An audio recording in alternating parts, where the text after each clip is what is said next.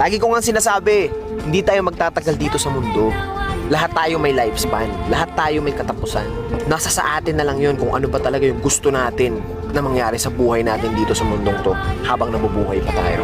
Maraming beses man tayong magkamali, maraming beses man tayong madapa. Kung ganun din karaming beses natin itatama ang mga mali, at kung ganun din karaming beses tayo babangon sa pagkadapa, parehas lang yun. Pag natalo ka, laban lang, mananalo ka rin. Lahat ng bagay sa mundo may kabaliktaran. May gabi, may umaga, may maulan, may mainit, may malalim, may mababaw, may mahina, may malakas, may itim, may puti, may babae, may lalaki, may tao, may hayop. Kaya kung may negatibo, may positibo. Titingin ka ba doon sa makakasama sa'yo? O titingin ka doon sa makakabuti sa'yo? Enjoy the life! Talagang ganun lamang sa una. Marami pang tanong at pagdududa, lalo na kapag hindi mo pa nakukuha ang gusto nila pero ayaw sa'yong makita. Gawing vitamina, dagdag gasolina.